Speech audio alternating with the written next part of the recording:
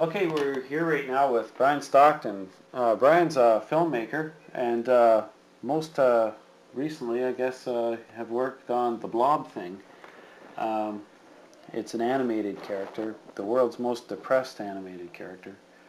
Maybe you could fill us in a little more about what you're up to with the Blob thing. What's he up to? Sure. Well, the Blob thing is a character I came up with about 10 years ago, I guess. It's a plasticine animated character, and came up with him almost by accident, like I say, about 10 years ago. I was just looking for an animated film to make, and just sort of threw this film together really, really quickly, and it kind of turned out better than I had expected, and people seem to really like it, and so it's something I've been continuing off and on for the last 10 years. How did the auditioning process go for your movies?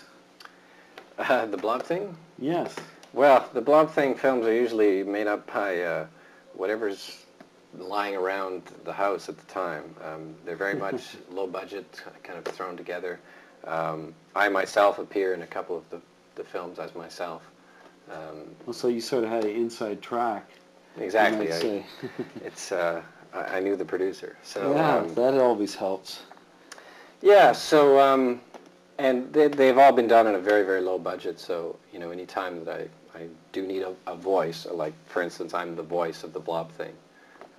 Well, you don't need to give us away too much there, but yeah. But how do you record your voice there? It doesn't sound like you.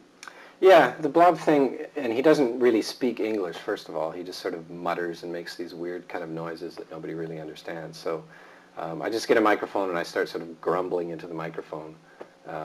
And then it's played back at double its normal speed, so the pitch goes way up. And it, oddly enough, you take anything and double the speed and it ends up sounding like a cartoon character, really. So I see. So that's how you get your some of your voices, just like when you maybe have a hangover or something like that, you do the grumbling, you have more feel for the part. Exactly. Does the Blob thing feel any pain? That's been a bit of a debate. When you're making a film with a completely created character like that, you tend to have to sort of work out all those little details, and that's probably one of those details that when it's convenient for the plot, he feels pain, and when it's not so convenient for the plot, he doesn't. But the end result is he tries to commit suicide a couple of different times, and because he's a malleable blob of goo, he can just sort of be cut in half when it's convenient and just sort of stuck back together. Is he asexual, or does he have a girlfriend?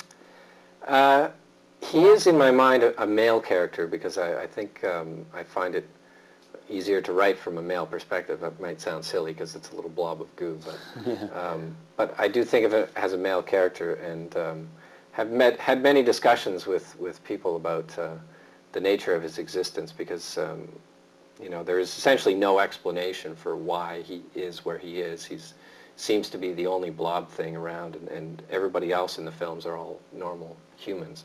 So that is something I've oddly thought enough about, and I think part of the reason the films work is because he is the only blob. So I've decided that he would never have a girlfriend, or there would never be any other blob creatures, because what about the glad bag in drag? The glad. Oh yes. Garbage in, garbage out?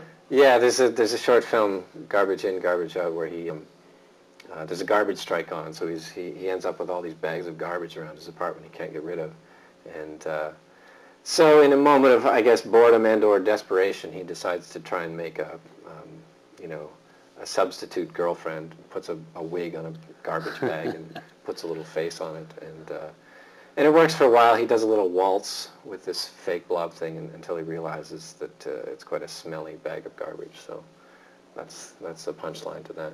Well, how long does it take to put a movie like that together? Well, for animation, in animation terms, this is actually quite fast. Like, I can do about a minute's worth a day of this kind of animation, which... And each film is about, like, let's say for the Blob thing, the very first... Yeah, the first one is 3 minutes long, and that took me about 3 days to shoot. 3 days. Yeah, because it is very, it's very fast and dirty animation. It's a lot of it, in fact, there's not much going on except the blob thing, and it's a few second shot, and he maybe turns this way and that way and then blinks his eyes. you know, if this was like a Disney production, that would take like a week to shoot. Yeah. But in my sort of limited world of animation, it can go by, the shooting can go by quite quickly because there's long pauses where the blob's not doing very much and all you have to do is blink his eyes. So you can shoot like a whole 2 seconds of film at a time where, in fact, there's nothing going on. So it's fast in animation terms. Is there a special camera, Brian? I use a Bolex animation camera. A Bolex is standard 16 millimeter camera, and they come with an attached animation motor and a little controller box so you can program in how many frames you're going to shoot and you can vary the shutter speed. But it's a fairly standard thing for 16 millimeter filmmaking.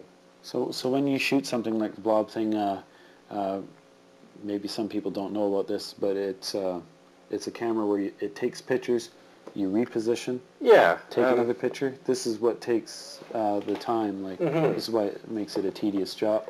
Well, maybe at times tedious. Definitely, yeah, and I probably don't have as much patience as I should to be an animator, and that's maybe why this is, you know, kind of a sideline in a way.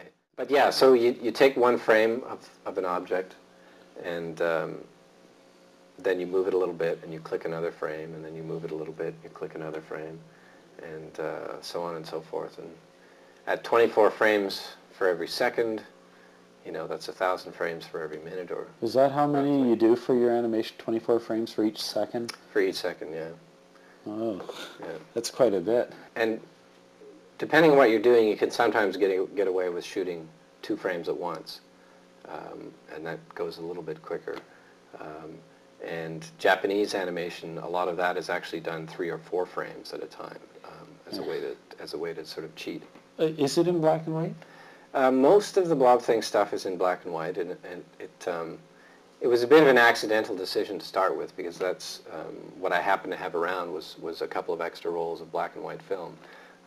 And like I said before, this wasn't something I had really planned a lot. It was just a spur of the moment kind of thing. So I had some black and white film, and I think that is one of the reasons that it ended up working so well, because when you're working with a low budget and you don't really have any money for art direction, you know, there was essentially nobody else working with me.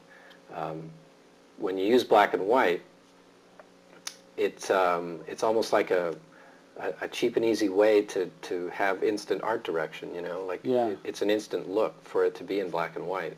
And you use it, I used just a couple of spotlights with very, very, you know, harsh direct light, and very easily it ends up looking like an old film noir black and white movie, without having spent much effort, or without having to spend a lot of money.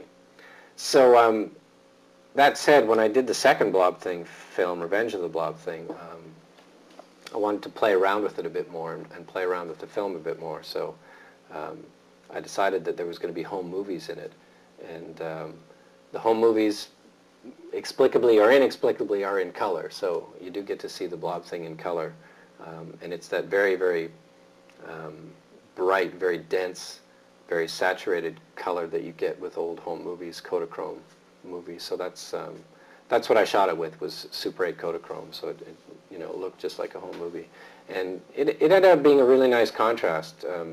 The Blob Thing's world is black and white, and then it's a nice cut, a nice transition when you see the vivid color of his home movies. Brian, I'd like to thank you for being on the show, Sure, Peppers no Web TV, and good luck to your video and your site. Hi, I'm filmmaker Brian Stockton, and be sure to tune in to Peppers Web TV.